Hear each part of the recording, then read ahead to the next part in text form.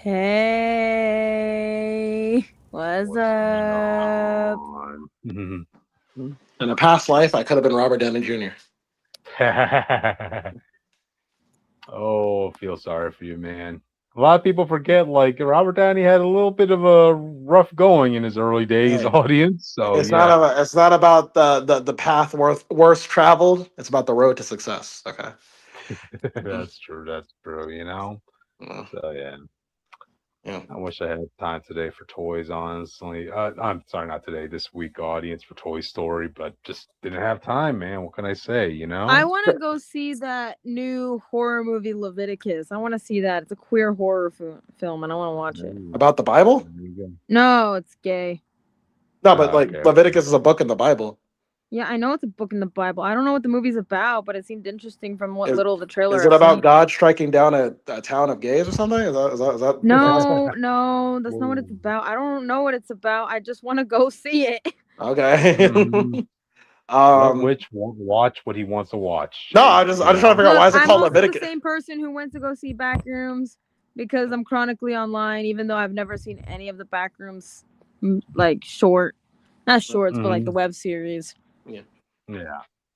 Um. Yeah. I do what I want. Also, you can't see it, but I did recently cut my hair, so Hey. Oh, there you go. You know.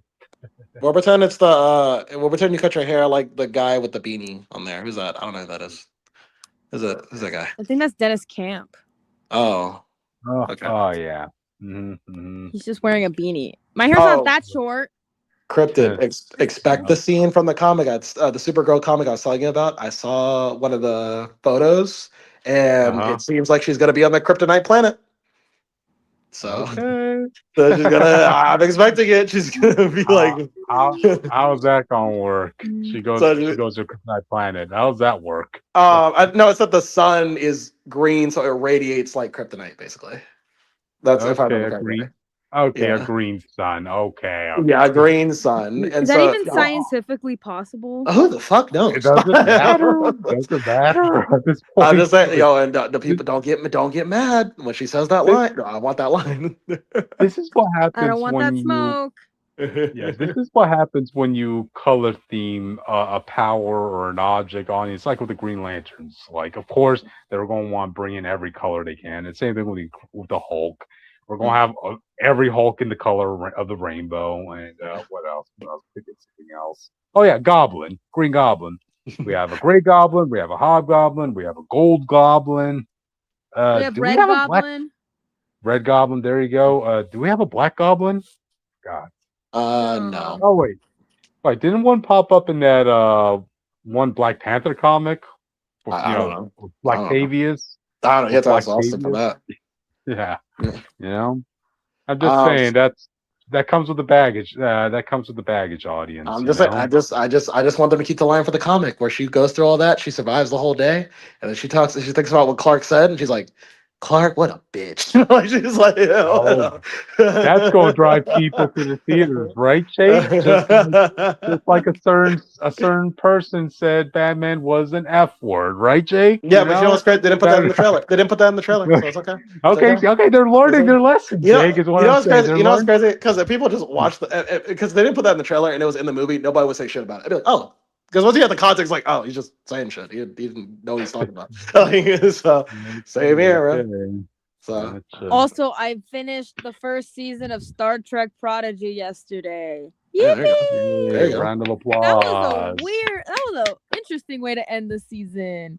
I I don't was remember not how. expecting that. I don't even remember how it ended. I So remember. for season one, spoilers, I guess. Basically it ended with, you know Gwen, right? Yeah. I haven't seen their names in a while, but isn't Gwen the red one? For the No, that's Rock. Talking about oh wait, the Gwen, no, Gwen's the girl that joins the team, right? The other girl, like the yeah, gray the skin, one yeah. who's the villain's daughter. Yeah, yeah. Yeah, so basically one of the people from from her species basically infiltrates Janeway's ship, and then when she gets basically goes onto the protostar with Gwen's dad and then this other robot dude, not important. Basically get on the ship, hails everyone, and then start to get everyone, like all the other Starfleet ships, to attack each other. That's how it ends. Oh, Wow. okay. But there's a second Wow. season. So Yes. we're gonna have to wait and see what happens. Also, this is a dark ass kid show. I'm just letting y'all Is know. it? Is it? It's- Wait, the second season hasn't come out yet? No, it's came out. Oh, okay. Oh, It you're got saying you canceled will. after the second season for no Okay, reason. you're saying you will see what happens. Okay, Yeah, I thought you were I saying. will Okay. see what happens. Okay. I don't know Okay. what happens because I haven't seen it yet. Yeah, I haven't seen it since it came out. I don't remember. I think because at the time there was like only like what 3, 4 Star Trek shows. I think that was the one I said that was okay. That one was okay. I didn't really hate it. It's really dark for a kid show, surprisingly. I was not expecting it to be as dark as it was. Is it darker than TNG? Not TNG, TOS? Yes, because duh. But yeah, it's pretty good. I've been enjoying it so far. I can't wait to see more. Did you know that Daveed Diggs of Hamilton fame voices one of the characters in the show? Oh, maybe. He voices the Andorian first officer on Janeway's ship. Yo, shout out to the Andorians. They don't. Shout out to our ice people. They don't do anything with the Andorians. They really don't do anything with the Andorians. Justice for Andorians, dude. They deserve, as founding members of the Federation, they deserve to do more. In Star Trek, you have you're like I call them the superpower races. You know, you got like humanity, the Vulcans, the Klingons, all the other people like that, all the way up to the Cardassians. And then after that, you have the B tiers, and they're there. But that's about it. Look, even the Tellarites get to fucking have a main character state, like in Prodigy. Yeah. Not the Andorians. Yeah, they're like the Andorians, and there's the Andorians, and then like there's a couple other races that are just there, but they're kind of just there to establish aliens exist. And then you have like you see them, they're like cameo queens. Yeah, and then you have the aliens of the week, but that the Andorians are in the B tiers. I think one of the last times that we saw an Andorian have any like relevance was in Enterprise with Shran. Yeah, because the Andorians were like the first couple races, right? That humans meet, yeah. I know that the Ferengi, if you haven't met them yet, they'll be in TNG. I haven't met them in a show proper, but I have seen episodes with them in it. Okay, yeah, the Ferengi are what I would call B tier until Deep Space Nine. Then they go back up. They're with the superpower tier by then. They're chilling. They're part of the A team. Yeah. I know who. Like, I go to the Star Trek fan club. I run their Instagram here in Tucson, and we watch like random episodes. And trust me, I've met the Ferengi. Okay, so you know not to touch their ears, right? Yeah. Okay. Yeah. I know of them. Audience, justice for the Andorians. That's all I gotta say. Let them be main characters. So if we get an announcement of a new show, we need to get an Andorian main character. Okay, chat. Yeah. Audience, imagine how the one non-Trek guy here is trying to picture in his mind what these guys are talking about. Okay, so basically, so Cryptid, an Andorian is a blue-skinned alien, right? Okay, with antennae either on the sides of their head or on the top of their foreheads. Isn't that right, Jake? Yeah. Yeah. Yeah, and they usually have white hair, and they come from an ice planet. Yeah. Okay. There's another race that are similar to the Andorians, but that's not important for this conversation. And Cryptid, if you want to know what a Ferengi looks like, they're like they have big teeth. They have large ears, large heads, and get this, Cryptid, don't touch their ear because that's the same as touching their genitals. Yeah, don't touch your ears. Oh, yeah. Okay, so I know their weak spot already. Okay. Yeah, don't touch their ears. Just you're good as long as you don't touch your ears. And if you're a raging capitalist, that works too. They are. See, we have the what's ours called? The Prime Directive. They have like the what was it? Theirs is like the fuck, I forgot what it was called. They have a thing that's basically based off of acquisition. The code of acquisition. Thank you. The code of acquisition. I care. Thank you. Audience, I already made the claim that I could take on a Vulcan, and I think I could take on these ear people. Oh no, you definitely can. I mean, like in TNG, they were basically just like fodder villains for the TNG people. Yeah, no, they only start getting relevant in DS9. Yeah, DS9. Here's the thing. I had to explain to someone while I was at the fan club the difference between a Romulan and a Vulcan, even though a lot of the times they do look the same. They don't dress the same though. They don't dress the same normally, yes. But here's the thing: some Romulans have forehead ridges while others don't. Yeah. Yeah. Well, I mean, Romulans can blend in so easily. I mean, there's like entire plots where like there's a fake Vulcan that's actually a Romulan. Oh yeah. I literally have a Romulan OC who doesn't have the forehead ridges, who can't act like a Vulcan to save her fucking life. Yeah, bro. Yeah. But she's a great hacker and like code breaker. So win-wins. There you go. But Yeah. But yeah, I guess Cryptid, you can't add that to the list. You can any one of us could take on a Ferengi. Okay. Dude, any of us can take on a Ferengi. There's a great scene in DS9 where the Ferengi explain why war is not profitable. I mean, you're not wrong. Yeah, he was like, it's not profitable if like one side gets like mowed over. Like you had to make it profitable for me to help you. Okay, like, it was like a whole argument for like why war doesn't work for them right now, but it was good. Yeah, justice for all I gotta say is justice for the Andorians. Gotcha. Yeah. All right then. Since we're like past 10 minutes and you guys just want to get started? Yeah. Sure. Okay. Audience, let us know if you want us to explain Star Trek to Cryptid. That could be a segment. Just a segment. Visualizing in my mind. One of these, I can't believe I've known these guys. Prodigy, I'll talk about Star Trek Prodigy after I finish it. Cool. I mean, I can't believe I've known these guys for years at this point, yet I still haven't watched literally anything Star Trek related. You know what? Put it on the movie night. We'll do it. We'll watch some Star Trek. We'll watch something. We'll figure it out. It's something Star Trek. We'll watch it. Yeah. Gotcha.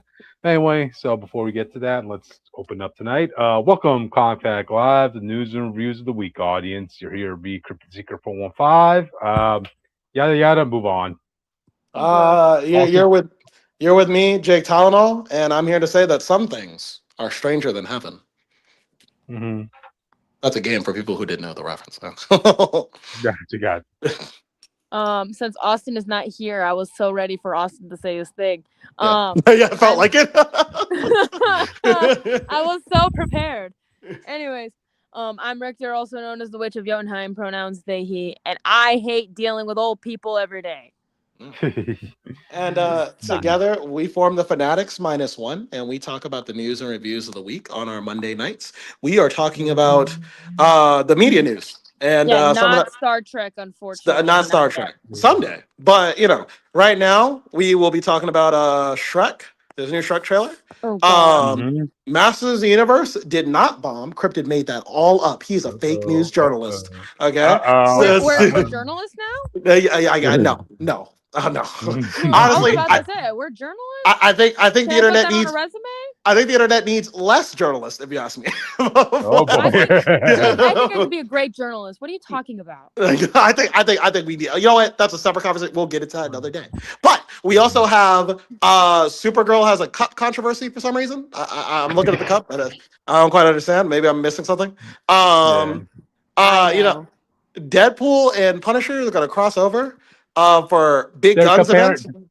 They're comparing gun sizes, audience. And then they're gonna make out at the end. What? Who did that? Side note, where did that come from? I mean, I wouldn't be opposed, honestly. Right. I feel like we need that. Well, there you go.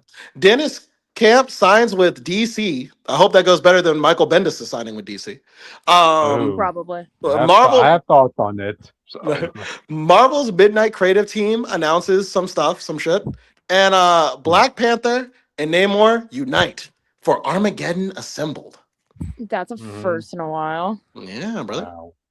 All it took was a Nazi coming back from the dead for these two heroes to unite, audience. Keep that in here's mind. the thing. Namor used to fight Nazis back in the day. So. And T'Challa's grandfather did too, so yeah. He also beat up Captain America, but we don't talk about that, huh, Cryptid? So yeah, it would make sense why he would pull up. Yeah, we don't talk about how he beat up Captain America, huh, Cryptid? How about that?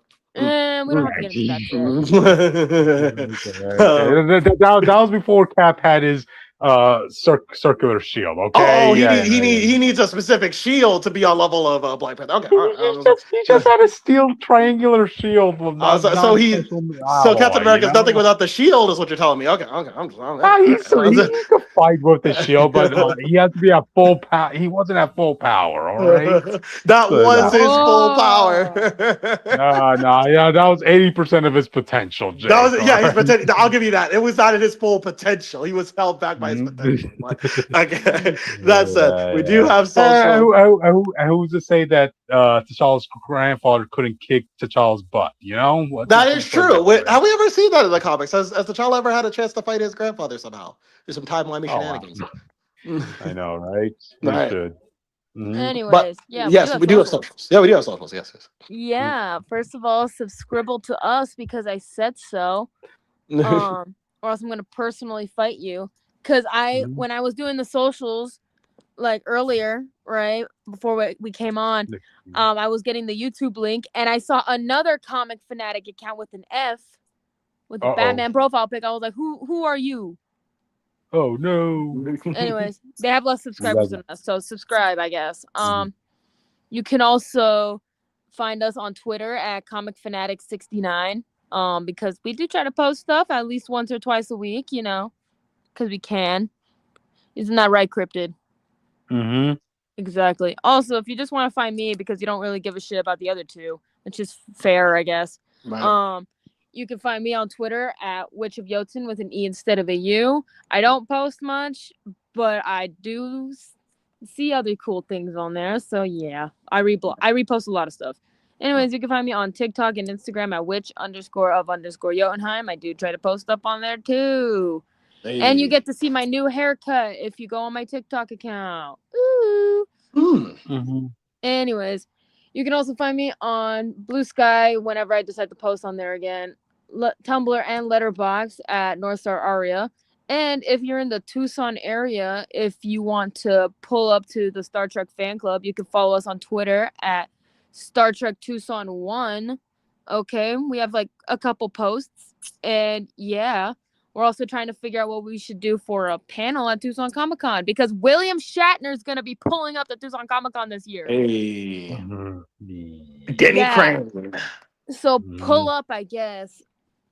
Yeah, we also do have a Facebook page, Star Trek Fan Club Tucson, so you can follow that too. I don't run that one, but I do run the Instagram, so yeah. Gotcha. Follow. But alright then. But wait, I guess Jake, you didn't tell us where you're at. I just left South Korea. I got out of Itaewon. That was a really big adventure. Shout out to the show Itaewon Class. I'll recommend it. Go watch it on Netflix. My mom loves that show. That show's good. Which you would like that show. Go watch that show. I'm too busy watching other stuff. Okay, I'm just saying it's just 12 episodes.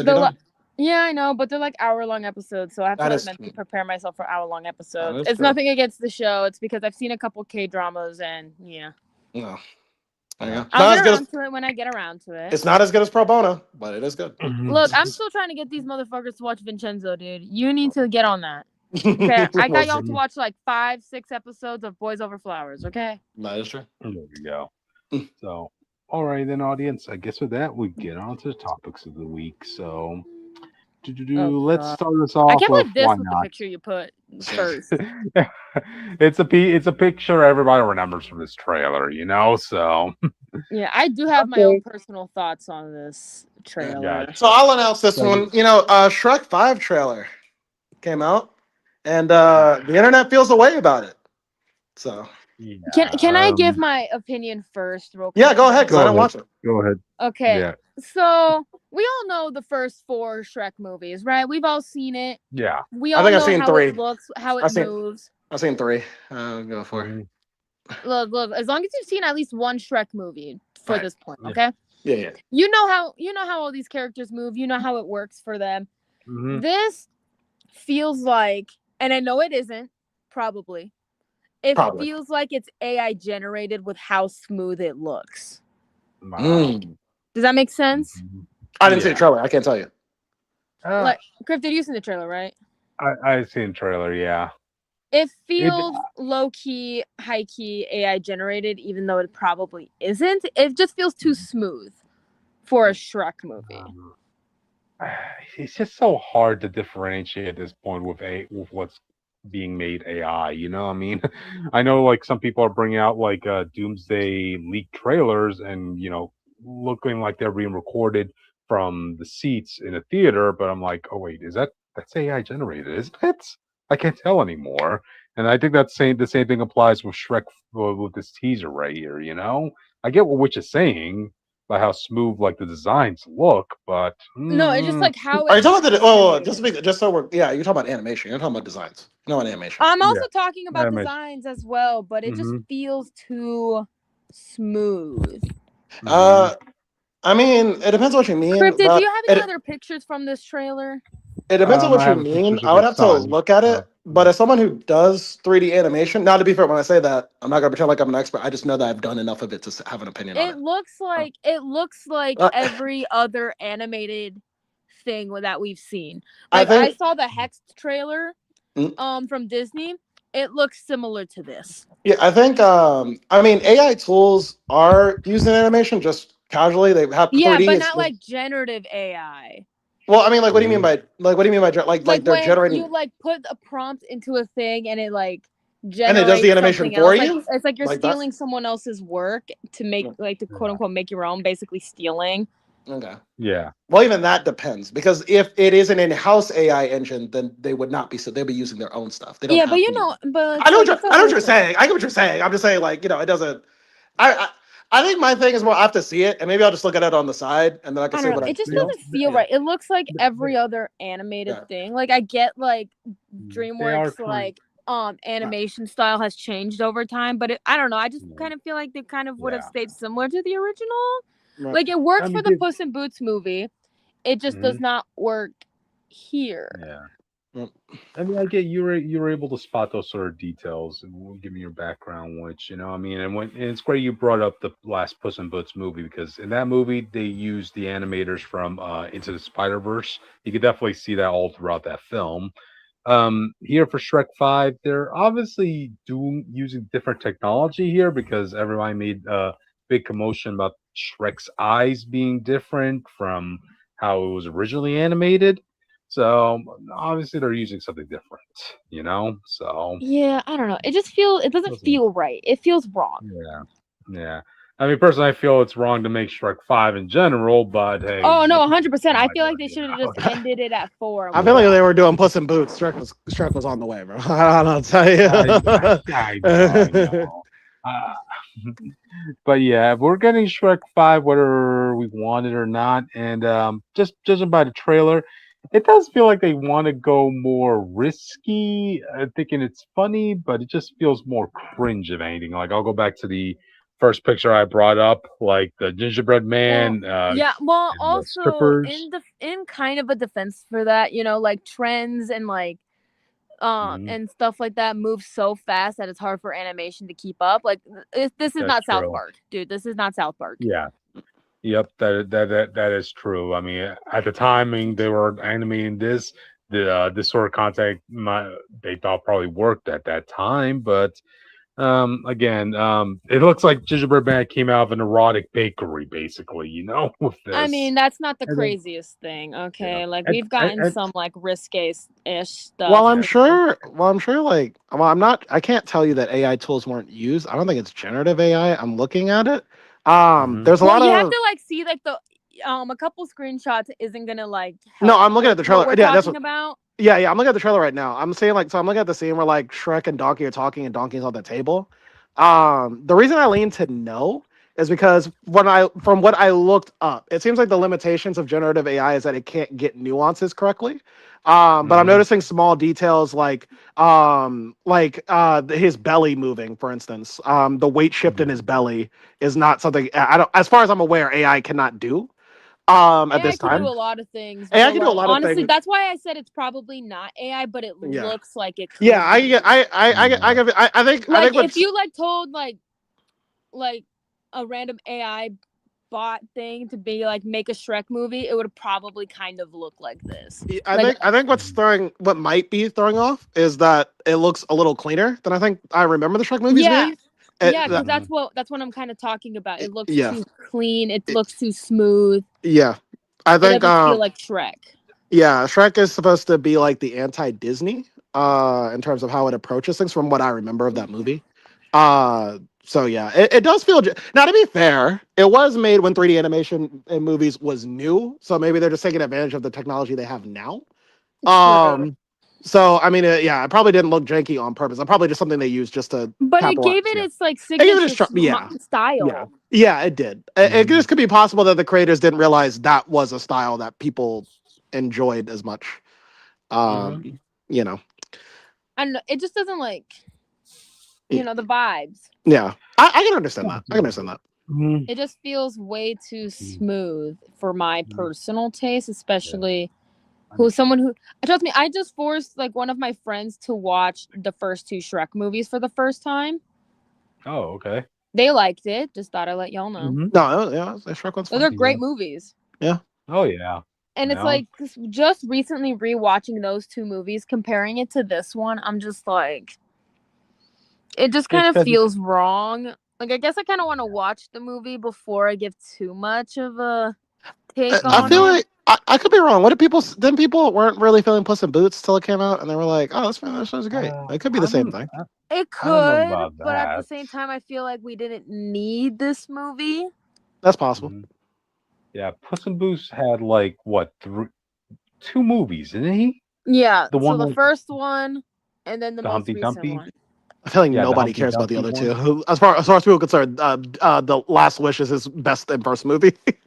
Oh yeah, that's audience. That's the one movie I could say that's actually a perfect movie. Like, oh my god, there's every character made sense. You were invested in the story, everybody's character journey, and like, yeah, it was a perfect movie. It was a 10 out of 10, But yeah, I don't know. I'm pretty sure we're not going to put those standards on Shrek 5, But like I said, I want to wait and see what happens before I give a full like analysis on it. But from what I'm seeing in the trailer, it just looks a little too smooth. Like these are 2 of Shrek's and Fiona's kids, like the brothers. Yeah, the brothers. I want to talk about them for a sec. I'm gonna be like a little curious about how Shrek's kids are handled, right? Because we already kind of get a sense of what they're going to do with his daughter. I mean, they're going to pretend like this is going to be the unconventional princess when, by today's standards, she is a conventional princess. Yeah. But I want to see how the sons are handled. Are they going to be competent characters? Are they going to be fucking idiots? Right. Yeah. I mean, I know Carl mentioned like in this teaser, we noticeably didn't see Shrek's daughter in this teaser, and to that I'll say, do you really think she's going to be the damsel in this scene? Because like you see the whole family, they're in jail. Obviously the daughter's going to come in and free them. So, also, which I really think it's the cleanest. So I'm comparing now to be fair, it's a still image. I'm comparing Shrek's from 1 to 3 and looking at his design too. I'm noticing like there's small details even in his outfit that I don't see anymore. Like he used to be able to see, like he wears like a cotton shirt, right? Yeah. And he has little like, but if you look very closely, he has like the little like puff ups, like these little like I don't know what to call them, like these little like you could see like stitches in it. You don't make sense. Yeah, it's not really well. It looks kind of raggedy, and I was trying, and it doesn't make sense. Makes sense. A swamp. Right. Those are not there on his outfit anymore. Also his his vest, it just looks a little cleaner. Which is like doesn't make sense because he lives in a fucking swamp. Yeah. I can imagine. I know Fiona like in the third movie he was like living in like nicer, I guess, quote unquote nicer conditions, but like in the grand scheme of things, he's gonna live in a fucking swamp normally. Well, I'm looking at Shrek the Third. He's still his outfit's still dirty. I don't like what exactly because he's also an ogre, so he doesn't really like give as much of a shit. Right. Okay, audience, as great as we like the original Shrek movies, we all gotta admit Shrek the Third was the one busted leg out. I thought it was Shrek 4. I thought people didn't like Shrek 4. No, people didn't like Shrek 3. People liked Shrek 4. Oh, okay. Yeah. Okay. Shrek 3 was the one with King Arthur, and everybody hated with Justin Timberlake as King Arthur. Yeah. There you go. I thought Shrek 4 was just a conclusion. It was the final chapter, and I think everybody was okay with that being the end of his story, So yeah. And what made Shrek work, in my opinion, so well in the past was that it made fun of like a lot of modern trends, but like it was like 2000s modern, Yeah. So it like kind of just like kept it as like this iconic medieval Y2K kind of movie, you know? Yeah, which is what you enjoyed about it, because like again, a lot of the tropes. Shrek was supposed to be like Because like going trends and against the leaned standards. slower back in the day. Yep, Shrek was just trying to go against like the norms back in the day. Like I'll use Princess Fiona as an example.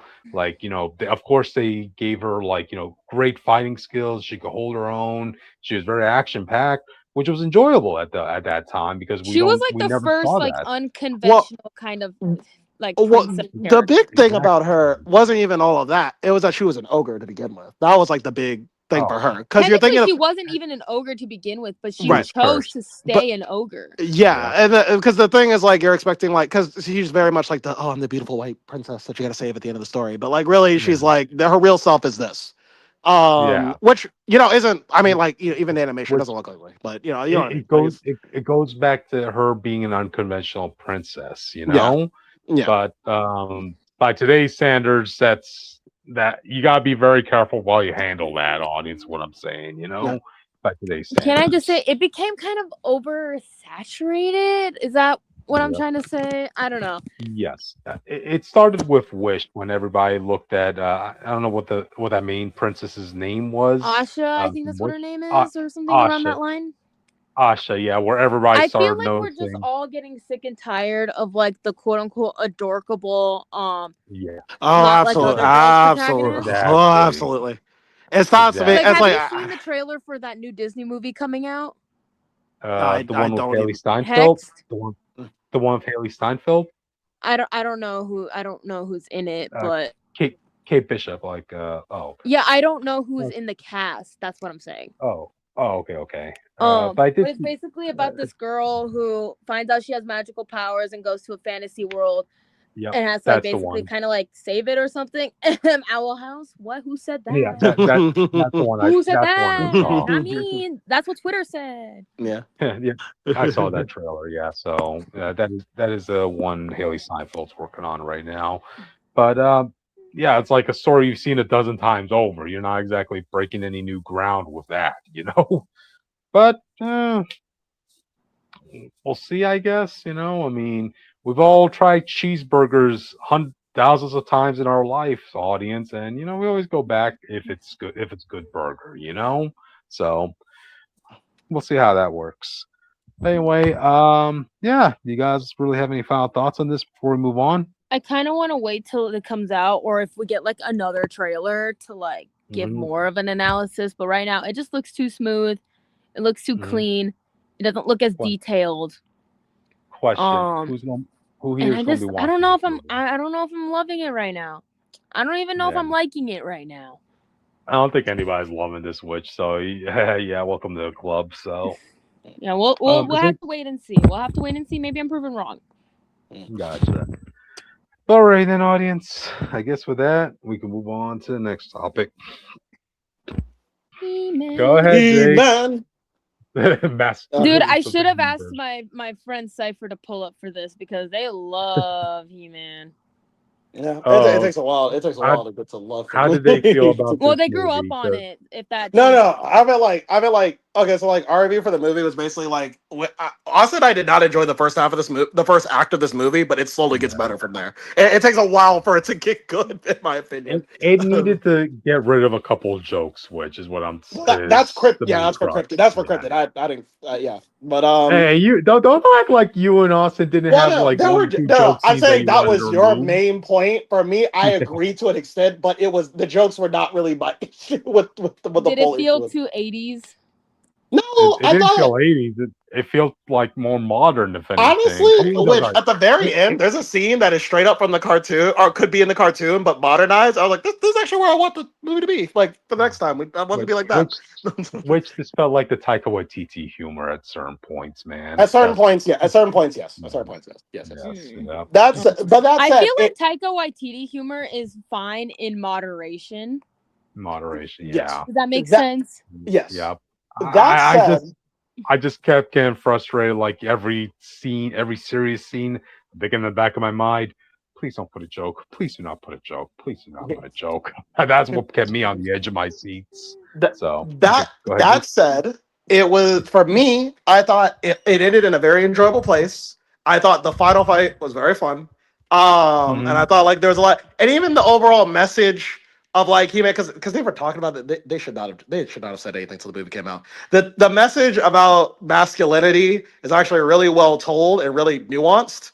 And so I was kind of rooting for this movie to succeed. I thought it did a good job. It just didn't have the best marketing. That said, it did not is not making its money. It was not. It was making. No. I think it just crossed. I think it's because He-Man is not as popular as it was, especially with like a more modern generation. I wouldn't say so. I would straight up say it's just because, like I said, the movie wants to tell a message the same way the Barbie movie does, right? And the message itself is really good, but it's not easy to market because of how they chose to tell the story, basically. We're also forgetting the other factor, audience: the curse of Jared Leto. So that is true. Well, who was great? It was good in this movie. He was good in this movie, ironically. Which is sad. Which this was the best role we've seen him in years, and unfortunately, another bomb. So. Which what I will say, I have heard. I'm just like, I don't know. Maybe if I want to spend all the money, maybe I'll do a Masters of the Universe Leviticus fucking double feature. Yeah. Probably not, because oh my god, that's so much time at the theater I don't want to be at. Which one I will say is I recommend you watch it, but I if you look at the marketing, it's understandable why He-Man fans, because He-Man fans are thinking like, I think He-Man fans were thinking like 2000s He-Man. You know what I mean? Like we're like it's like dark He-Man's like climbing on like fucking gods and shit and like slicing up demons, and it's awesome. And you do get those god power moments, but it's not most of the film, and I think that's where people were like, I don't know if I want to watch this. Keep in mind, this is based off of a kids show from the 80s, but that's what if I'm wrong. But the essence I kind of expected it to have this campy feel. Well, yeah, the campiness also was things that I think people will be okay with. It's just that like I don't know how to explain it without you being able to watch it. It's hard to explain. It's just like what they were marketing. People wanted at least like He-Man's like a man's type of kid's toy. And that's not what it was marketed as. He's the male fantasy audience. Yeah. And so the movie wants to talk about that and why there's bad sides and good sides to it. But to market that was a lot harder for a lot of people. So that's why I think it didn't do well at box office. I just think people didn't understand what it was trying to say. Basically, before I got there. And I guess it's also, I guess we also have to factor in like the timing of the release of this, because like, okay, it's competing right against Scary Movie, whatever number that is at the moment. I mean, that $80 million that Scary Movie made, it could have helped boost Masters Universe a little bit, but then now you have Toy Story around the corner, and then this week is Supergirl. So He-Man. Let me look at the budget right now. So the budget it's $200 million, and 100. It's made $100 million just now, I think. Yeah, 102 million it currently has in the box office, which yikes. Yeah, it needs to. Well, okay, this actually ties back to a conversation we had a long time ago. I don't remember if you remember it, Cryptid. I did say the whole myth about movies need to make double their budget is not exactly accurate all the time anymore. And I did say that was the case for some films, and this is one of them. I'm actually glad this happened. So with the guy, wow, you're glad this bombed? Wow. No. Traitor, audience, traitor. I'm glad that this came, because this is what I said. I said this a while back. It was on a podcast episode, and we had a whole discussion about it. How movies don't necessarily need the movie to do well in the box office for it to be a success. And that's what the guy was saying. He said, like, the more we're getting a sequel, it made money in the areas that it bare minimum made money where we needed it to make money, which was in toy sales and other stuff too. Like all the other material that this movie promoted, it got the money it wanted. Kids were buying these toys in droves. Okay, this is fine. And it might have been like a lost profit at the box office, but it gave them the money they needed to get a greenlit sequel. So we are getting a sequel to this movie. Wait, correct me if I'm wrong, didn't the main actor who plays He-Man wanted to just play She-Ra, but just wear a blonde wig? Yes, but She-Ra's coming. So we know. I saw the scene where she shows up at the end. Yes. So did they finally get the rights sorted out when it came? No, it's just that It's just that when it's a movie, it doesn't matter. It's only for TV shows that it matters. Yeah. Oh, okay. So yeah. if you have like a She-Ra movie, then you can have He-Man in there. Vice Yeah, versa. yeah, yeah. That's more okay. You can't do that with TV. Okay. Are they ever gonna figure out those rights situation for those two? Probably not. Probably not. They're splitting up the twins, guys. They're splitting up It's true. the twins. It's true. Jake, Also, Jake, it's hot correct me. stalls in my room, guys. Jake, It's homophobic. Jake, correct me if I'm wrong, but if there's going to be a sequel, isn't there talks about that being an Amazon exclusive sequel feature? Isn't it? I'm not sure about that. I think but, we should wait. We should wait until the verdict comes out if this is actually getting a theatrical sequel. That would be, but you know what? That would be fine. Streaming, An Amazon sequel. An Amazon sequel isn't really bad. Amazon puts money in their shit, so you would basically just be a movie just on the. Put money in their shit. Thank you, Jeff Bezos. I guess. Yes, they'll put money into, and if it's making the money that it needs to get a sequel, then it'll be fine. As long it'll be fun in Amazon. So, you know. Okay. Well, I mean, let's just see if it's actually green. Like we have to. Yeah, we have to see if it's gay. Yeah, that's true. Now it could just be full of shit. To be honest with you, but we will see. We'll see it. We'll see later. Yeah. If this does get a sequel audience, then I'm pretty sure the creative team is well aware about all the criticisms of this movie. So hopefully they'll be able to adjust it more fairly. You know. So it's not that much of an adjustment. I mean, the biggest problem with that movie. The biggest problem with that movie is Act 1 of that film is fucking terrible. Which is funny because you always complain about Act 3s. Yeah, I think, yeah. Well, okay. And to be fair, it's not terrible in the sense, like, once you understand why they did it, you get why Act 1 needed to be there, but it is not an enjoyable sit through on your first watch. It is like, what is happening? What are we doing? Yeah. And then also what Cryptid said as well about like some of the worst jokes are in Act 1. Honestly, so some of them were in Act 3, man. Yes, there was I think you hate it more than me. I think there's only 2 I just didn't like, and I think I told you those. But I think the worst joke for me was like towards the final battle, right? You have like Man-at-Arms. He's having a moment with Tila, and keep in mind, audience, Tila, his daughter, Tila refers to him as dad and that stuff. Yeah. And then Man-at-Arms tells Tila, "You're the man I wish I could be." Like, yeah. It's weird. It's only weird to me because she didn't. It's only weird to me because she didn't react to it the way I felt like she should have. But she was like, "What are you talking about?" I was just, I'm sorry. That was just a dumb comment from me. The worst one for me in Act 3 is just the when they're walking down the hall to the mute. Yeah, when they're walking down the hall to the song "I Won't Spoil What People Care." And then they make a joke out of it. I'm like, don't do that. I'm like, please don't do that. Let's just ruin the whole pacing. And then it kept going. That said, though, like I said, there's still things to enjoy about this movie. I feel like knowing which's taste which will like it. I already liked it. I think which will like it too. I think a lot of the audience that watches our stuff will like it. So. Audience, if you're sensitive about the Taika Waititi Love and Thunder situation, then I can understand if you are hesitant about he didn't even direct this film though. No, he's saying that the jokes are. I think you oversell it a little bit. I don't think it's quite Taika Waititi because Taika Waititi, Thor 3, there's like jokes that are just happening for the sake of them, but some of the jokes are really clever in He-Man, like the whole why the villains have their names. I think is like the most clever joke in that whole film. You could say a joke about their names, all right, but then they just kept on and on, like to be specific, you're talking about the Masters of the Universe reacting to it. You're not talking about the names itself, because the names are, I think they're necessary to get their names up. They constantly went back to the Fisto name. Yes. That joke, I agree. I agree with that joke. I agree that joke was too far. But the actual reason why they get all their names, the jokes behind them, I think are all fine. But I do agree the Fisto joke went on way too long. I agree with that. Yeah. But like I said, I don't think it's as bad as, like, for me, I don't like Thor 3's comedy, so I don't think it's as bad as Thor 3. But I think it's fine. I think it's fine for the most part. Gotcha. Yeah. Well.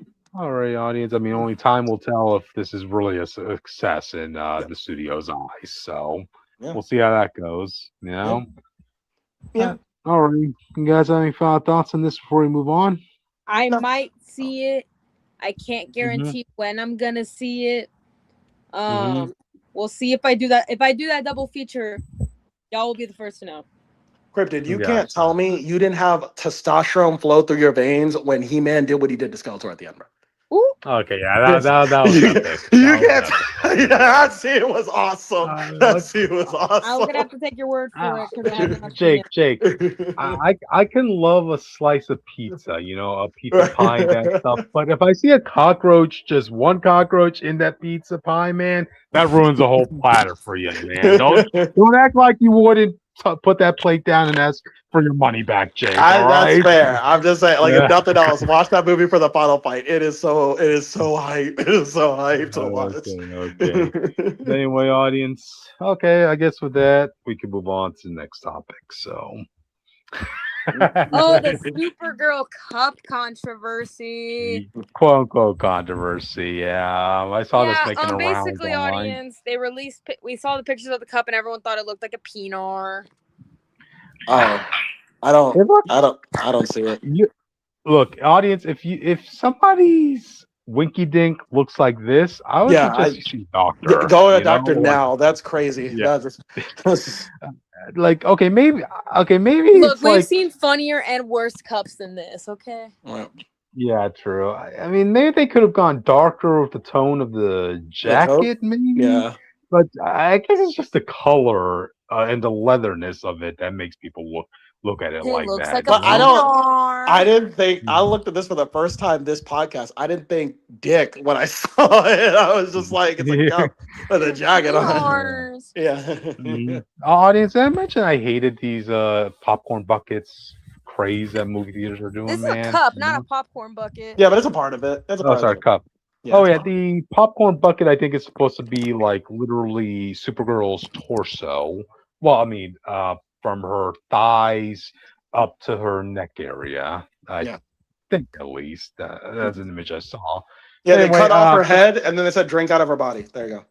That makes it better, right, audience? Okay, question here, audience: is anybody going to be paying $60 for this cup? Is that how much they're charging for it? $40 to $60 these cups normally go for. I mean, that's why I had to pay for the Deadpool cup for Deadpool 3, you know? I wanted that Nosferatu popcorn bucket so bad, and I wasn't able to get it because they were sold out. Are you going to use it at home? Yeah. Well, I don't have it. No, I'm talking about like, Curtis was asking, like, are you going to pay for it? I'm like, are you guys going to use it at home? It's collectible. It's a collectible, Jake. Also, you know? Jake, do you want? So I saw a post online of someone who had the Nosferatu popcorn bucket, the coffin popcorn bucket. You want to know what they put it in? You know what they put in the bucket? What? They put tampons and pads in there, and I was like, "That's a genius idea, actually." Whoa! I don't know that life, so I'm going to take your word for it. Look! It makes sense logically, man. It makes sense. What do people who have uteruses and a vampire have in common? Oh, I see. Blood. Gotcha. Yeah. Yeah, we'll see what happens. But anyway, audience, could they have worked on a different design for the cup? Yeah, true. I mean, I'm surprised they didn't do a Lobo a cup or popcorn bucket, to be honest, with how much advertising that guy's getting. I didn't see any. I thought they made like a popcorn bucket of him riding his bike or something. Nah. I'll look it up. If there is, I would have. I think we would have seen it at least, you know. So I don't know. I probably was tripping. Mm-hmm. No, Gotcha. Supergirl movie logo, Lobo motorcycle bike popcorn. Okay. Hey! Okay. There you go. Never give me shit again, chat. But it's criticized for barely holding any popcorn. Exactly. True. But anyway, audience, you really do have to do some mental gymnastics to have to say that this looks like, a dick. Look. If I put my phone away from me and I squint, I don't have my glasses on, so regardless, it kind of looks like a pinar to me. Mm-hmm. I mean, the Dune popcorn bucket looks more phallus than this. Not really phallus. It looks like a butthole, but my point stands. I mean, maybe if your dick is small, I could see it. I'm just saying. Oh, wow. Yeah, I'm just saying, we'll like, it doesn't even bend, bro. What are we yeah, talking we about? will be comparing sizes in the next topic, which so. Hey, Oh yeah. wow, Oh, what's the next what a topic? night. Oh, a minute. Oh, you Yeah, mean, but yeah, no, yeah. But anyway, yeah, this isn't the first time I've seen something like this. Like, there people are trying to allude to that. I brought up another picture, right?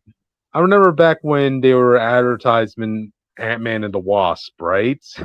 People looked at the Wasp's signia in her chest. What does that look like upside down, audience? A pinar. Yeah, Oh my yeah. gosh. Uh, I mean, I didn't see it at first, but then when people mentioned that, I'm like, It's yes, more but accurate than the Supergirl thing. yeah. But you have to put that upside down in order for me to Yeah. see it like that, you know? If it's like this right here, then I don't. I mean, it's just a pattern. But I personally don't see the Wasp in many scenes that involve her being upside down. So when she's in the suit, so yeah. Yeah. Just my opinion. But yeah. Anyway, does this look like something that you all will want to spend $40 to $60 on? I don't Maybe if think I was so. like a Supergirl super fan, no puns intended, maybe, but I don't know. Yeah, I don't even you plan won't on be. seeing this movie. I still haven't even seen Superman. No, Superman's good. Wow. Superman's good. Yeah, I mean, I'm going to see this movie. I think it's coming out later this week, isn't it? I Yeah. believe so. It comes out Yeah. Friday. Yeah, I'm going to see it. Just talk about it in the podcast. So Yeah. I want to give credit to what credit's due. They did the right thing in casting Jason Momoa as Lobo. I mean, so yeah. Yeah, I mean, All right. yeah, I know using the Woman of Tomorrow's story, it seems to be a actual adaptation, unlike, a lot of movies, superhero movies that have the name and not actually adapt anything from it. But it's just, this guy can't. Gotcha. Yeah, something. We'll see where it goes. But anyway, all right then, audience. You guys ready to move on to the next topic? Yeah. Sir. All right. So this won't end well, audience. Deadpool and Punisher, big guns crossover, audience. And god dang it, I wish I brought the actual cover for this because it looks pretty insane. You know what? Let me try doing that actually. Give me a sec, guys. But yeah, So this should. Jake, about that weather. Yeah, that No, was crazy. About that I still weather. got I still got some stuff to talk about this. So okay. In case people need a little bit up to date on what's going on, Punisher and Deadpool, they're all time high right now in terms of the quality of the comic, which is no surprise because Marvel put in Benjamin Percy to be writing both of these comics. So people are all enjoying it, and it should have been a no-brainer that eventually he was going to cross over these two comics because I guess if you're doing multiple books, audience, it's not out of the realm of possibility that you want to have a crossover event with the two. So I'm very excited about that. This is going to be the first time in a while where I'm actually excited for some of the variant covers that are going to come out of this. R.I.P. Cryptid's bank account. Oh, with all the begging for Ben 10, I thought you would have gotten all those variant covers. Hey, I'm not that much of a Ben If it 10 makes you fan. feel any better, Jake, I did not ask you to talk about that comic. Yeah, thank you, Quinch. Thank you, Quinch. See, I care. Just want to say this, audience. You'll never find a situation with us where I'm the one. Oh, well, I guess we never will, huh? I guess we never will find a situation. R.I.P. Cryptid again. Had the pressure. Jake, what do you want to talk about? You cut out Cryptid. Oh, can you guys hear me? Yeah, you guys hear me? Oh, okay, Yeah, okay. Sorry, I was uploading photos. Anyway, I was saying you'll never find a situation that will involve me having the pressure which to talk about an Alpha Flight comic, But I had the pressure of Ben 10 fan. Because listen. Yeah. Because I don't just read shit just to read it, okay? I read it if I know I'm going to enjoy it, okay? And I knew there was nothing going on in that comic. That's why I didn't want to read it. Turn in your Ben 10 fan pass, Jake. When you can get it off my cold dead Omnitrix. Gotcha. But anyway, this is the cover for Big Guns audience, so that looks pretty dope. Shooting Shutter and that stuff. And let me show you some of the variants that are coming out of this. Look at that. Punisher Where's the using one of Deadpool. them making out, Cryptid? Because if they don't have that one, you are not allowed to Hey. read this book. Well, Deadpool has Punisher's skull in his chest, has his little heart, you know? No, wait, I He replaced forgot. the heart with a skull. We can't have Deadpool and Punisher make out because he's already making out with Cable. Right. Right. Just because Deadpool's pansexual doesn't mean he's gonna make out with every single person in his family, you know? But So, Punisher has a big gun. yep, and Just he knows how to use it. But man, I'm really a little curious as to how they're storyline wise, how these two are going to cross paths. Because if you're keeping up with what's going on with Punisher and Deadpool, their stories don't really seem like they have anything to do with interact. Well, I guess I shouldn't say that because they're for those of you all who are still interested in the fallout of gang war. There's a power vacuum in New York right now. Now that Kingpin is gone, No, and now but that the Knicks just won. There can't be a power vacuum. Right. And Mamdani is mayor. Right. But no, in terms of crime lords in New York, right? What, So that Mamdani just yeah, wait, Mamdani can't be gang mayor shit. of Marvel's New York because then crime would go down because he'd actually do something about it. I know. He'd be like, No, "Whoa, no. the crime is really bad. Let me just Hey, do something about that real quick." Hey, take it up with Luke Cage, man. What has that guy done in his reign as mayor? I want to know. Mamdani will What call has a he public done? will call like a public meeting with Captain America and the Avengers and be like, "Listen, how can we solve crime today?" Like, what? Y'all should be complaining. Can, like, save the world, honestly. Y'all should be complaining to Luke Cage that he doesn't do shit as mayor. So We've seen Luke Cage. When Who will knows? Marvel let him out of the basement? Sure. He's still mayor, like for whatever that means now. So, but anyway, so yeah, what I was saying is like, okay, so Kingpin's out and Tombstone, he's incarcerated in jail. So now you have like some some of the other street level gang leaders who are trying to fill in that vacuum. In Deadpool's comic, he's dealing with Hammerhead, and in Punisher's comic, he's dealing with Jigsaw. Both of them are trying to fill up the spot of the big crime boss in New York. So I guess we'll see how that goes. I gotta say, I've been liking how Jigsaw's been handled. I'm going to be talking about Jigsaw tomorrow in Punisher when we talk. Later this week when we talk about Punisher. If we get to do it tomorrow or Wednesday, we'll see how my schedule looks. We'll work it out. But I just gotta say this, audience, about Jigsaw. Like, there are people in this world that you need to sink the Punisher on, and Jigsaw is definitely one of those people. Like, I'll leave it to you at that. So. Anyway, big guns, audience. I am really looking forward to this. I don't know what comic this was, but there was a issue of Punisher where he chased down Black Cat because she almost got somebody killed. Yeah, and then I just want to cite that he could not do anything with Black Cat. Black Cat got away. All right. So because for bad luck powers. So I'm just saying he's only credible until it's a name character. Then he can't do it. That's all I'm saying. Hold on, man. I blame the powers that be for that. Thing, all right? Come on. I'm just saying, when you have superheroes that regularly dodge bullets, a guy with a gun isn't that special. All right, that's all I'm saying. I'm just saying, if you had somebody like Punisher around, we would not have had a gang war. You know, hey, audience, back when certain audience was trying to cancel Punisher, you know who was celebrating? All the crime lords in New York, because like, yay, Punisher's gone! Yay, that's great news. Break out the booze and all that. You know what? You know what? Kingpin and the other big name crime bosses are thinking. Oh wow, I guess nothing's changed for me. Oh no, you know the second Punisher came back, right? Yeah. He really went after Kingpin and took him out. He killed Kingpin? He unloaded all the magazines in his rifles at him. But did he kill Kingpin? As much as you could. Like, it's a yes or no. It's a no question. Did he kill Kingpin? He has beat armor, audience. Okay, that's what I thought. It's just like Kingpin was trying to use Punisher as his own personal robot, and Punisher got out of that brain control. And when his first arc came to an end, It was Punisher and Kingpin, mano a mano, face to face. Kingpin is like, okay, Frank, it's just me and you. Let's drop our weapons and settle this with fists. We'll battle like men.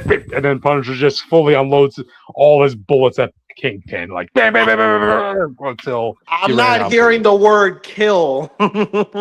Yeah, I'm also not hearing the word kill. Yeah, that's what I was. Okay, let's. He Well, died. okay. This is the character that's famous for Punisher kills the Marvel Universe, all right? So he the has one to that be in a started that different trend. universe where the stakes don't matter, so he can be effective. There you go. That's Punisher. That's Punisher. Oh boy. So in conclusion, Okay, his this comics is sell, fraud. Jake. All right, his comics sell. So All in right. conclusion, Jake, Punisher is a fraud and can't even. That's all I'm saying. That's all I'm saying. Look, you can Yeah, dethrone a king, sells. and no one's dethroned this king in this conversation. Has Spider-Man done that? Has Spider-Man took out Kingpin? Spider-Man has taken out Has Kingpin in Daredevil? the Ultimate Universe. I was not Has even talking Daredevil? about Spider-Man in this Yeah, conversation. Kingpin has been taken down by them multiple times. They just haven't killed him. No, they did. Oh, I assume. Well, Kingpin was left standing after his fight with Daredevil and Spider-Man before, but In when the he fought Ultimate against Universe, he straight Punisher, up Ultimate Universe, he straight up arrested Kingpin, and then Kingpin got out because he had connections. I'm pretty sure. Vibranium had powers, didn't he? Like What? Wait, what? he had vibranium powers, didn't he, Kingpin, in that universe? Oh no, I mean in the original Ultimate Universe. My bad. The original Ultimate Universe. Well, and then also, yeah, I guess Spider-Man did beat him there too. But in the original Ultimate Universe, Spider-Man beat him and arrested him. I can't speak for the comics, but I'm sure they have fought multiple times, and Spider-Man and Daredevil have won the fight, but they don't want to kill. So is that on?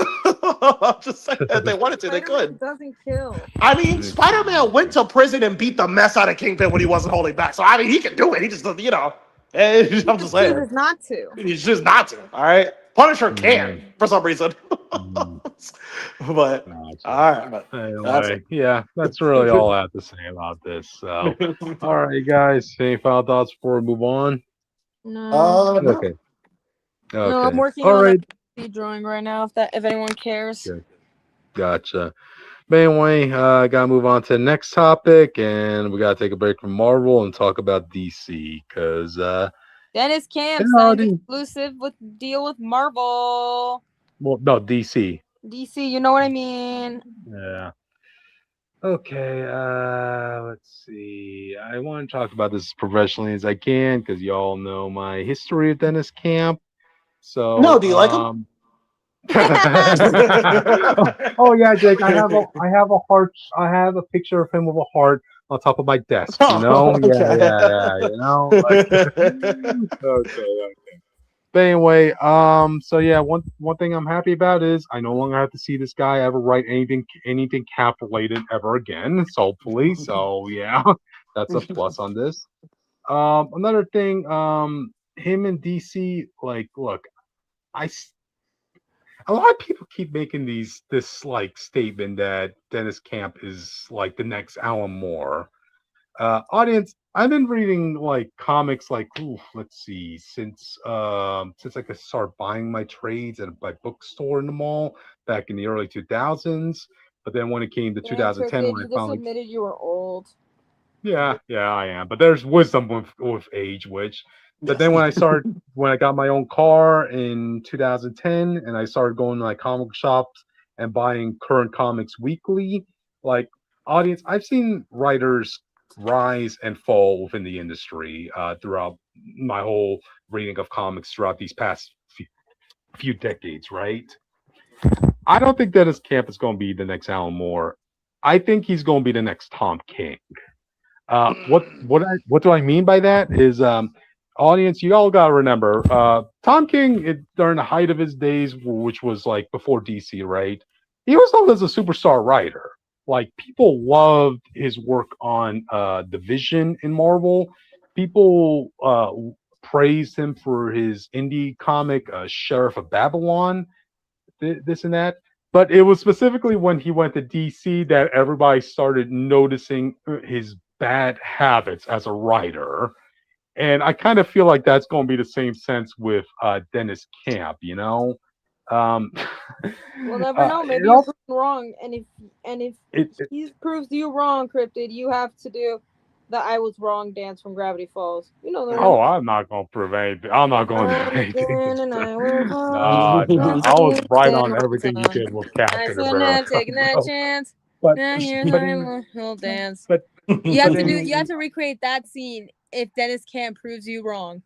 There you go. no, There I you am go. not agreeing to. I'm I saying, am I'm not putting that out agreeing into to the anything, universe right now. audience. If he proves you wrong, you have I to am do the not. Stand Wrong song. Well, I'm well, not agreeing to anything, well, audience. Cryptid, he's going to Yeah. DC, but he's writing for Oh, Peacemaker. wait, Hey! what? What? No, could you? Oh, No, I'm just joking with you. Could you oh, imagine that? wow. Could you Okay. imagine that? Oh my God! Have this guy be responsible for the morality of peace, audience? Oh boy, no. But anyway, that does go on to another point. It really all depends on what book they put him on, because the only He characters already I could has a think of, couple books at DC right now. he only did Martian Manhunter. That's all I know. He also is doing Bleeding Hearts. Yeah, but that's an indie book. That's not a No, DC that's book, DC is it? Vertigo. Oh, that's DC Vertigo. Oh, It's okay, okay. DC. Well, wait. So wait, what? I forgot. What major characters are in that book again? It's DC Vertigo. No, he's Okay, but asking what no. he's asking what characters are in Vertigo. Make up Vertigo. I don't read that much Vertigo, dude. You know that. Okay. Okay, so it I know doesn't have Sweet like Tooth is a major proponent. I know there's a couple others I just don't know. wait, Vertigo. It's like its own separate universe, not having to do anything with like the Justice League or anything like that, right? No, can No. be. Okay, so it's pretty much like Wait, isn't that where Wild Force is from? Wild Force? I thought Wild probably. Force was its own thing. Oh, maybe. I don't know. But regardless, like so, Bleeding Hearts is kind of like it's in its own indie adjacent universe. It's not having anything to do with like the main neighborhood of DC superheroes. You know, is what I'm saying. So yeah, the only characters I could think of that he might be given, well, the Captain America treatment too in DC is if they put him on, let's say, Batman or Superman, because I Dude, can who imagine. hasn't written for Batman and Superman? I'm pretty sure a lot of his faults as a writer are going to be exemplified if DC puts him on either of those two characters. Because with Superman, of course, truth, justice, in the American way. Seeing how he already handled Captain America these past couple of years, he'll be given the same treatment to Superman. They changed his freaking tagline forever ago. Get over it. Well, that's not just a tagline, but I'm just saying, like, he's supposed to be like an American symbol, a heroic American icon. But then the other character, everyone on Earth, not just America. You know this. But he's always stationed in America. Yeah, because he fucking raised there, dude. Well, wait. I'll put it like this. James Bond protects the world, but England is his home. All right, that's what he's kind of saying. He was from there. He's got the world. He's kind of saying if like he pledged allegiance to one specific country. I think what Crypt is saying like in the way that like in Star Trek, where like humans protect the galaxy, but they represent Earth, the best that Earth is. That's what Captain America is supposed to be. That's what he's saying. That's what he's getting at. Yeah, but they still protect the galaxy. No, he's not. He's not arguing against that. He's saying that when Deniz Camp writes the stories, it doesn't feel like Captain America is what he's supposed to be as a character. That's what he's saying. He's not saying. He's not saying that what you're saying is right. What you're saying is right, which it's just that's not what Crypto has a problem with, basically. I feel like he's going to look again. He might be giving the Captain America treatment to somebody like Superman, but then at the same time, he might be doing that to someone like Batman too. Because I can't imagine. Honestly, a lot of people write Batman, so it's gonna be hard to freaking. A lot of people mess up Batman, so that'd also be easy. Yeah. So it wouldn't be too crazy if. Don't be too crazy. No. Fucks up Batman because there's like 12 other Batman books to fall off. That's why I'm saying That's why I'm saying Deniz Camp might be the next Tom King, but because it was specifically when DC put Tom King on Batman that everybody started noticing. Oh my God, Tom King, you suck, man! Your Batman handling is horrible. Issue 50 did numbers to his reputation. That issue should. But hey, this is the way the world works, audience. Even if you fail, you could fail upwards, which was the case of Tom King. Because I don't know why, but certain movies want to adapt like Tom King's storylines. Well, they're definitely the good. I mean, Working on Tomorrow, for instance, is a good Tom King story. It's like one of his best. It seems like Tom King's problems is he can't do mainstream characters well. But it seems like if he gets like a B-lister or lower, he does pretty well. It sounds like from the fan bases at least. So, which is ironic because like it seems like look, I'm trying to see everybody's viewpoints with Dennis Camp's like writing habits, right? I think he does good when it comes to his lesser known or indie characters, because hey, it's gonna be his universe, it's gonna be his toys that he's creating and playing with. But then when you put him like on an established IP, then that's when you're going with shaky grounds right there with him.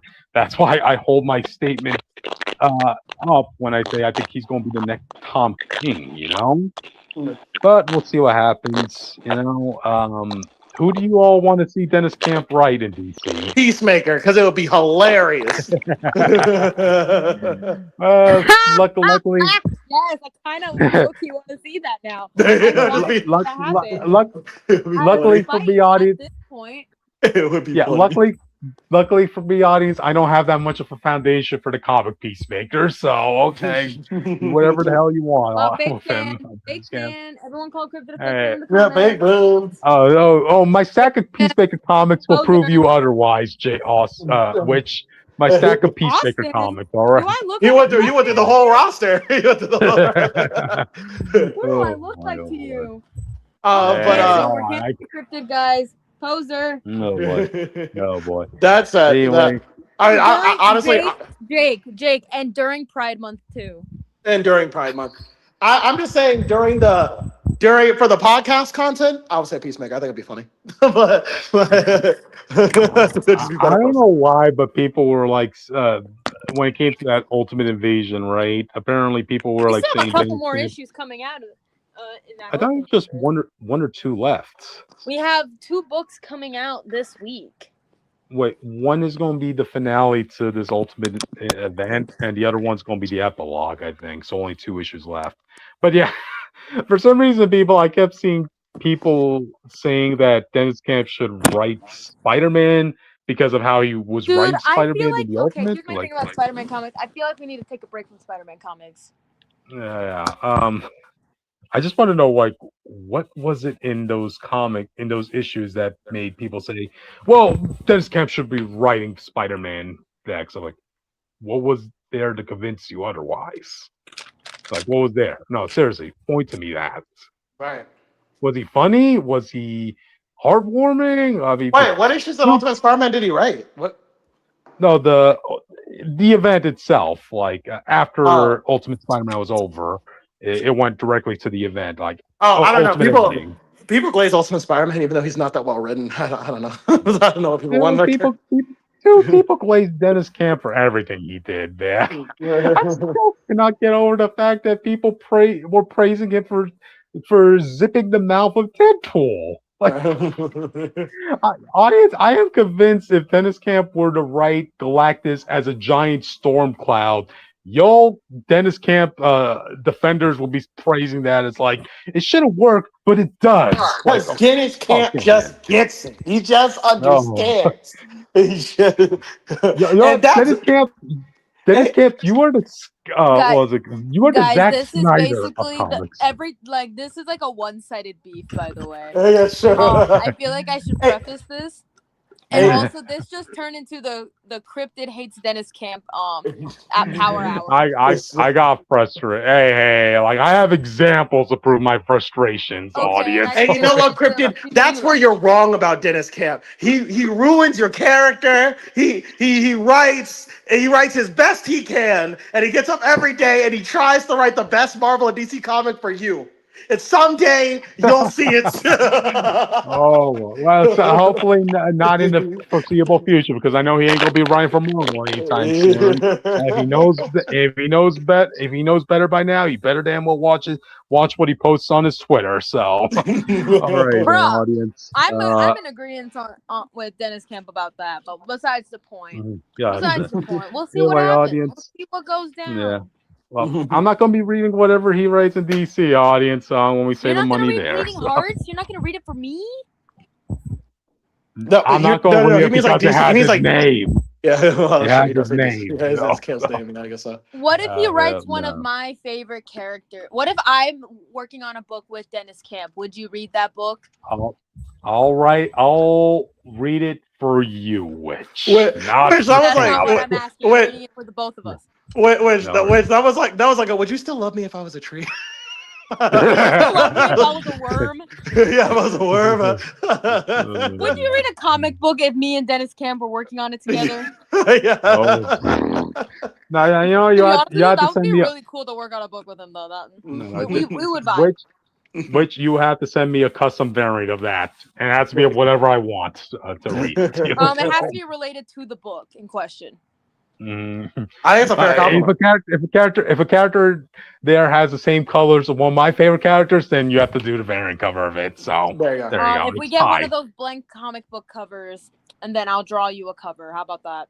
There you go. Gotcha. All right, but all right then. Okay, you guys, any final thoughts on this before we move on? Not really. My pillows keep falling off my bed. I got a new bed. Oh, cool there. So anyway, audience, with that, let's move on to the next book. Can I just say real quick? I don't know any of the announcements from this, by the way. Marvel Midnight event bullshit. Anyways, that's what we're talking about. Basically, okay, so there is this TikToker, right? There's this person online who makes really cool dark AU stuff, right? Started out with Nightcrawler, and it just went on from there, you know. A lot of cool dark AU comic related stuff. And then I got inspired and I'm currently writing my my dark AU Alpha Flight story, right? Mm-hmm. Right? I have art to prove it. Okay? I have the files.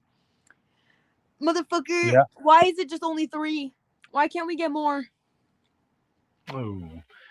How dare you, Marvel, if you let me turn my Dark AU Alpha Flight story into a comic, I will personally take down the fic that I have up right now. If you let me adapt that story into a comic. Which, how dare you as a fan expect to have more from Marvel? That's probably what they're I don't know. thinking. Marvel seems to write a lot of fan fiction these days, so I don't really know. Might as well. Might as well. Shit. Marvel, hit me up. The Dark AU. Spider-Man's like what? Spider-Man's canonically 8 years in the game and found out he has a brother or some shit, or a cousin or some shit. I don't know. A long lost cousin. Yeah, I don't know. Fan fiction just seems to be normal at Marvel. I don't know. Listen. You have a lot of writers, right? Doing the same characters, the same 520 characters, right? The fanfic's gonna happen, dude. Also, this is slowly kind of reminding me of like the noir universe, but with superpowers. Because like most people in the noir universe don't have superpowers. Right. Yeah. Just like a few. You can see that. But anyway, let me get more into this because like we got like the creative teams plus like a synopsis of the Midnight comics that we're getting, right? Deniz Camp is writing all 3 of these books. Oh, fuck. You're okay. Now that's a midnight nightmare for me, Witch. Okay, so anyway, so we're starting off with Midnight Spider-Man. It's going to be written by Philip Kennedy Johnson and Sign Tronk. What was that, Jake? Skip. Well, you don't like Philip Kennedy Johnson, huh? No, I just like they've already done every horror story with Spider-Man. It just doesn't interest me. Okay, let me give the synopsis of this. All right. So anyway, a young man is transformed into a hideous spider hybrid by the ruthless Oscorp Corporation in the pursuit for eternal life. When Oscorp begins to use the secrets unlocked by his mutation to create more human animals. So guess just body horror. You want to read my creepypasta? Spider-Man, like we haven't seen body horror Spider-Man before. You guys want to read my Spider-Man creepypasta? Put it on the pile.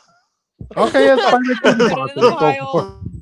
let's do it. Spider-Man creepypasta. We're gonna get good variants out of it. Exists, guys. A Spider-Man creepypasta probably already exists. Yeah, it's called most variants of Spider-Man that they do. Yep. What a 13-year-old thinks an edgy Spider-Man would be. Also, this is also giving me the Submariner Depths or whatever the fuck.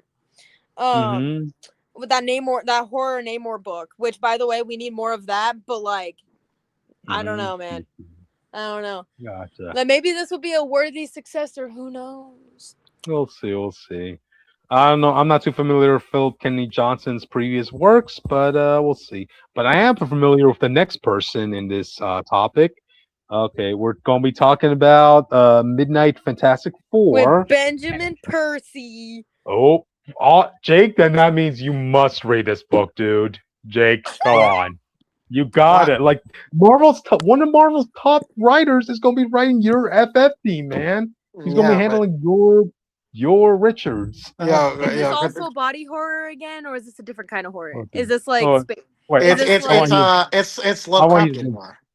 I want to hear Jake's response. Is it cosmic horror? It's Lovecraftian horror. It's cosmic horror. And to answer your question, who's that on the cover, Cryptid?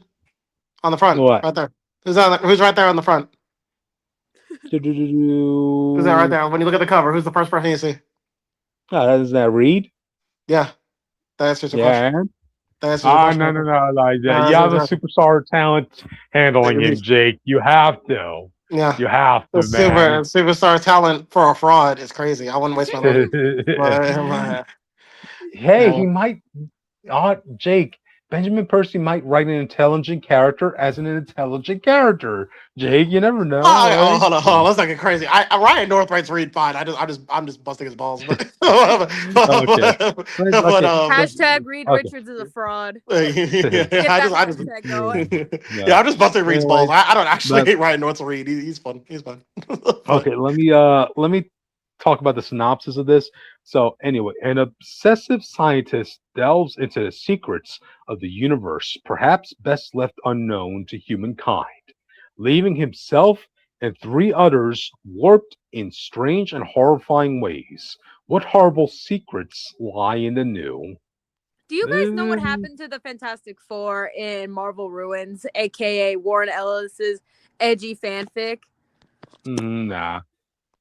So basically they go up to space and everything, and it's normal, right? They go up to space, and you think they would get their superpowers. They die.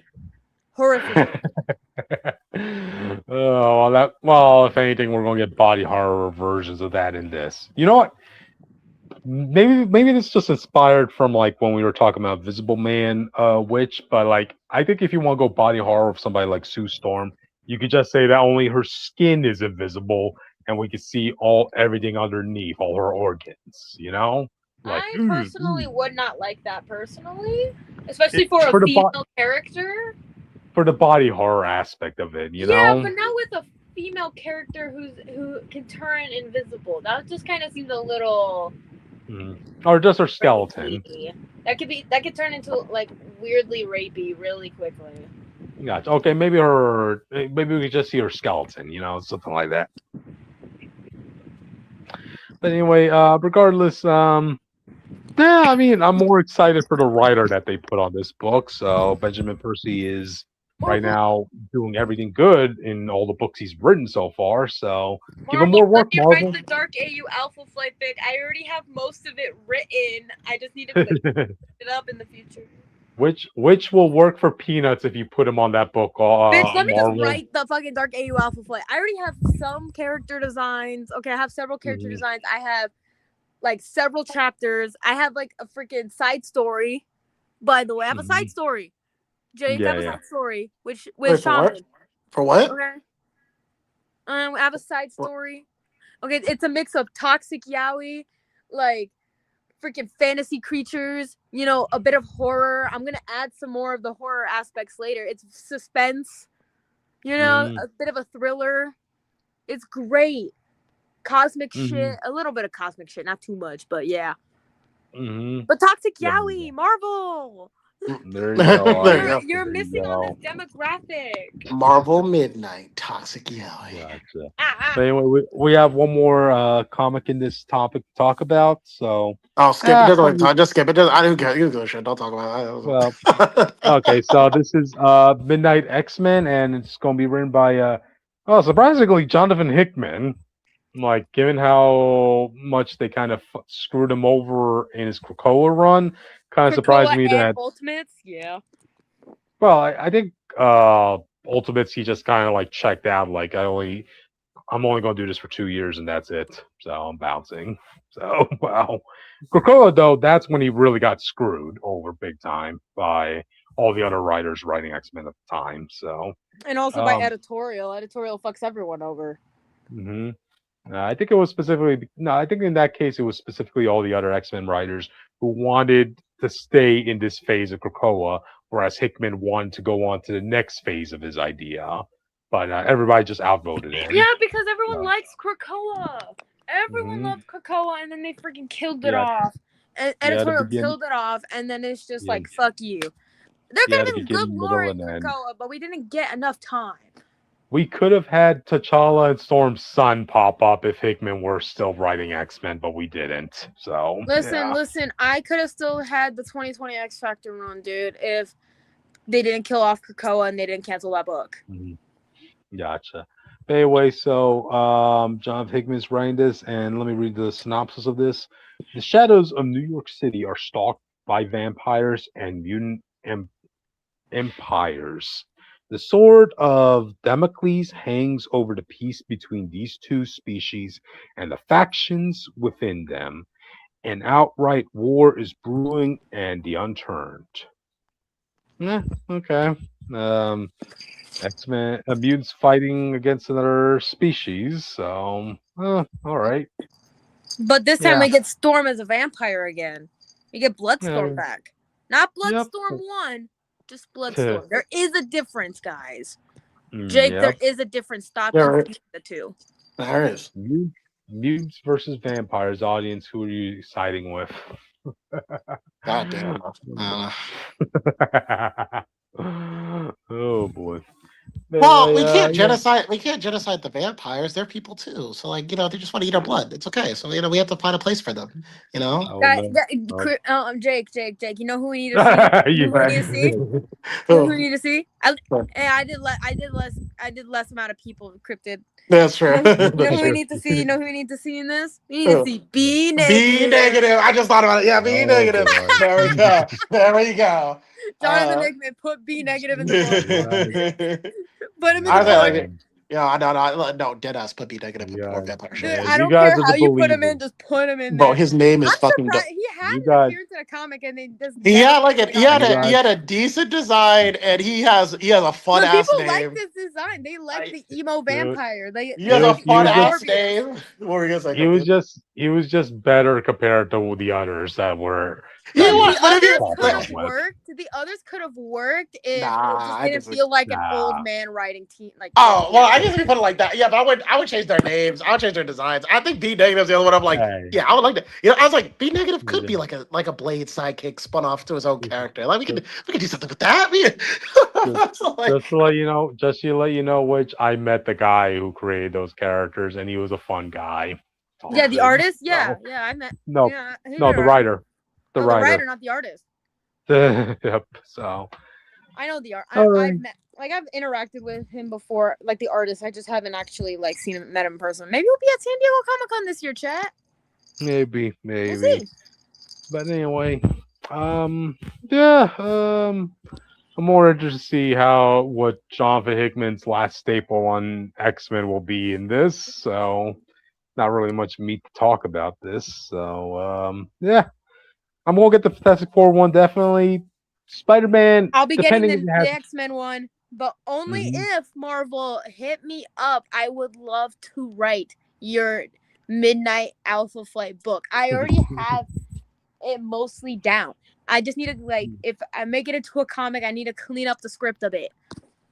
I'll send an artist all of my character designs. I'll even make more character designs for the side characters. I'll do it, okay, Jake? Do not underestimate me, Cryptid. Which would pay you to go write that book? I'll pay you $20 and some food. There you go. He's working to give you peanuts, Marvel. So, listen, there is an audience for it. It's just not that big. Just let me write it. Gotcha. But anyway, audience. My toxic galley. Gotcha. Anyway, audience, let's move on to the last topic of the night. They need to stop giving Namor clothes. They need to put him back. I say that with all the love in my heart. that was his 40s design, which he has to get it No, with the he had it for a times, you lot know? longer than the 30s and the 40s. Put him He back in has, Speedo. I don't think he this has, man would normally wear clothes. he has to look presentable in front of the nations, you know? Okay, not in So, Atlantis. Who the fuck in Atlantis cares if he's butt booty naked? Let him. gotcha, He's the king of Atlantis. He does not give two shit about the gotcha, people on the surface unless mm, it affects his oceans. Okay, bitch. gotcha. They have to But respect anyway, him. mhm, true. But anyway, audience, let's the topic we're talking about is Black Panther and Namor team up against for the events of Armageddon Assemble. So we don't know how this is happening, but I guess like hell is going to be breaking out in Marvel because of the events of Armageddon Assembled. I don't know what the hell Red Hulk ended up doing to cause this, but we'll see. But anyway, the events are so drastic that you have to have T'Challa team up with Namor, and given their histories with each other, like it has to be pretty dire. This is kind of like the way I see these things, right? When it comes to arch nemesis's audience, you have to have like a really, really messed up situation in order to justify these two teaming up. I mean, this can't be something like with the X-Men, where like at this point, like a lot of their villains or rogues galleries are just status quo members of their own team at this point. So yeah, interested to see what's going to cause them to have to go to have to team up, and apparently Doctor Doom's going to be involved in this. I don't know how that's going to play out. And let's see, the person who's going to be writing this is Ethan S. Parker. I have no idea who that person is. You want me to So look him up for you? go ahead. Which I mean, we have enough time at this point. Hold So on, BRB. Yep. But yeah, this is going to spin out the events of course, of Avengers Armageddon and Captain America. So, well, for all I know, that they're probably going to want to try getting Captain America's soul out of hell. Who knows? So, Okay, can you hear me? yeah. Okay, he's written an Eternals book, the most recent Totally. Marvel Zombies. He wrote a Supergirl book. He wrote Beneath the Trees Where Nobody Sees. Oh, okay. That's probably his most famous book, and yeah, that's his He most wrote a famous book Godzilla I've lined up. book. Okay. Let me see. Okay, let me go on Lego Comic Geeks real quick and see. Yeah. Beneath Hold on. Can you the- verify that I'm a human? Thank you. Yeah, wrote a Supergirl book, like a Supergirl horror book. He mostly writes horror. Mhm. Okay. Yeah, he mostly writes horror stuff. Well, it's fitting that he's going to be writing a book about two characters going to hell, then, which so Yep. Yeah. Lots of Godzilla. yeah. Bring on the bad guys he wrote. Oh, okay. Yeah, I don't know why, but a lot of fucking Godzilla. Jesus Christ, I get it. Anyways, Man. yeah, and some indie books as well. Yeah. So okay, I think Beneath the Trees Where Nobody Sees is probably his most famous, well-known book, general public. I could be wrong on that one, but definitely the Godzilla and some of the other ones. Gotcha. But anyway, man, the more I think about this, like we were talking about power scaling before, audience, right? Like, what sort of threat do you have to have in order to challenge Wakanda at this point, since it's already been established that their army can take on literally all the biggest space militaries in the galaxy at once, audience? Yep, the Shi'ar, the Shi'ar, You want the you want to know how we'll stop them? the Krees. Crip, do you want to know how we're gonna stop them? How? Together. Oh, well, we'll see how that goes. But yeah, I mean, not really much meat to talk about this other than what you see in the cover. So it's really self-explanatory Marvel, at this point. have Namor wear less clothes. Maybe if you shake a couple bills in front of him, maybe if you shake a couple bills, like. Bitch, he's the king of Atlantis, man. He was wearing a Speedo for decades. For like almost his entire publication history. Mm-hmm. He has been in that Speedo longer than he's worn clothes.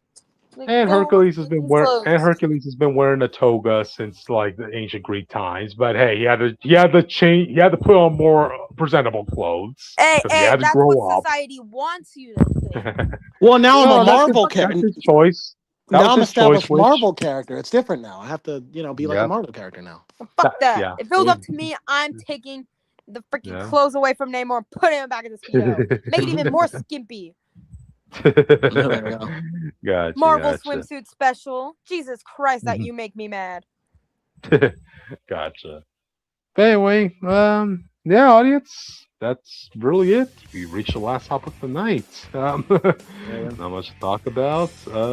Marvel, let me write some Alpha Flight books for you. I know I've never been to Canada, but I can Google Maps shit. Yeah. And also, Marvel and DC banned Deniz Camp from writing any patriotic characters. But hey, we all don't get what we want, audience. Let him write more. We don't all get what we want, audience. Is what we should. No, we're not getting jack and shit. You know I'm not gonna be able to write some Alpha Flight books. You know they don't give a shit about Alpha Flight. Yep. Well, we give a shit about ending this stream, so don't forget to like and subscribe and leave a comment and hype us up. And we'll either see you tomorrow or Wednesday. We'll see what happens. Right. That's true. So, Let's see what happens with my work, because for some reason